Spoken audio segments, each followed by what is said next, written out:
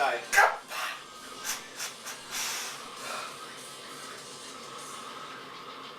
Oh, nice. That's a good one.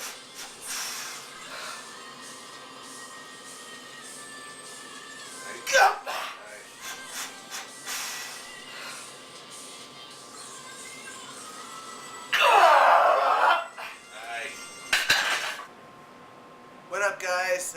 Here with you for another installment of Off the Rack, and just got done squatting and deadlifting.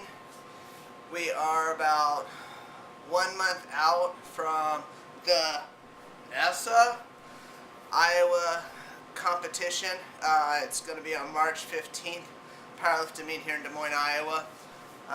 Prep's going good for it. Had some severe inflammation going on for the last 2 or 3 weeks in this muscle right here, brachioradialis. Just throbs. It's one of those muscles that you don't think you have or don't even know about until it starts to hurt, and then you realize that you use it in everything. So it's finally getting better. Been doing ice on it, just trying to rest it. Committed the cardinal sin for bodybuilders, skipping curls. But it's what it takes, and it's feeling a lot better now. My IT band is doing better. It's not 100%, but it's not a limiting factor anymore. Just make sure I warm it up well, and again, stretch out and take care of it. So a little bit of ibuprofen. I hate taking ibuprofen, but take it the night before squat session, and that seems to really help take the edge off in the morning when I wake up. So yeah, so prep's going good, feeling good. Watched the Raw Unity meet, or RUM, over the weekend. Phenomenal meet. Just an amazing group of lifters. We had some of our own there. Wesley Keith from 22nd Street Barbell. He went down there, was in the 181-pound class. Had a really good day. Lifted hard. Jerry Rodriguez, who's also with 22nd Barbell, and I actually helped coach him with his nutrition.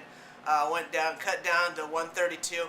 Really proud of him. He's the guy that came in to our group training class years ago, started lifting, really took off with it, graduated, went on his own, started powerlifting, and then a couple years later, here he is at the Raw Unity meet, one of the most elite powerlifting meets for raw lifters in the nation, and cut down from 150 down to 132. He did a really good job, really good cut. Wasn't too taxing on him. He got refueled, got up, and just smoked it. Went 9 for 9. Had a 23 pound PR, and not only was this a PR for him for his total, but that was a PR that he set at a higher weight class.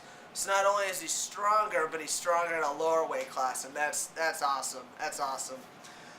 So anyway, it kind of got me fired up. Saw a guy break the 165-pound class, which is my weight class. He broke the all-time world record, a 413-pound deadlift. It's insane, and it didn't look that hard either. So just an amazing meet. Gets me jazzed up, gets me excited for the meet we got coming up on March 1st here in Des Moines, and then also the one on March 15th that I'm competing in. I was talking to somebody this week, had a question, and it made me think about something I could share with you guys. It's about stick-to-itiveness. Did I say that right? Stick-to-itiveness? Obviously, it's not a real word, but basically what I'm trying to say is choosing something and sticking with it. A lot of people, they're motivated, and like, I want to go do this, I want to go do that, or I'm going to change this, I'm going to change that. And that's awesome, and you should do that, and that's good. But what you want to make sure that you do is when you say you're going to do something and you commit to something and you set a goal, you stick with it. And that's why it's important when you're setting goals to give yourself timelines or give yourself end times. So that way you see at the end of the road and you can hit it. And then you can say, I did it. I got it. And then you set a new goal. And then the process goes on and on. And that's good. And that's the way it should work.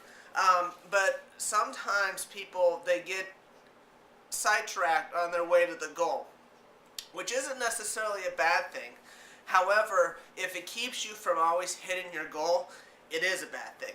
So stay with your goal, hit it, and that's why so much should be taken into the goal setting process. It's not just a random thought, oh, I'm going to go do this. I'm going to go do a bodybuilding contest. I'm going to go do a figure contest. I'm going to go compete in a powerlifting meet, or I'm going to go do CrossFit, or I'm going to go run a marathon. You know, I mean, think about it. Think about your timeline. Is this a good time in my life? Do I have the resources to do it? Am I motivated enough? Is this a good goal for me? You know, if you're severely overweight, running a marathon might not be a good goal. Maybe it's losing 30 pounds. Maybe it's just running a 5K. So all those things should be taken into account. So that way when you do set your goal and you are working for it, it's something that's attainable and it's working for you. Okay? If you're in the midst of your goal and you get sidetracked and go out of something else, okay, two things are probably going to happen. One, obviously you're not going to hit this goal.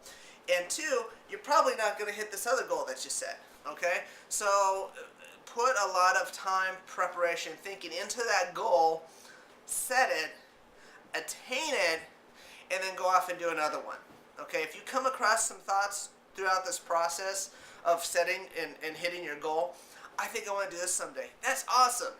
Jot that down, keep it in your bank, and get it cooking. Alright? So the next time maybe that is your next goal.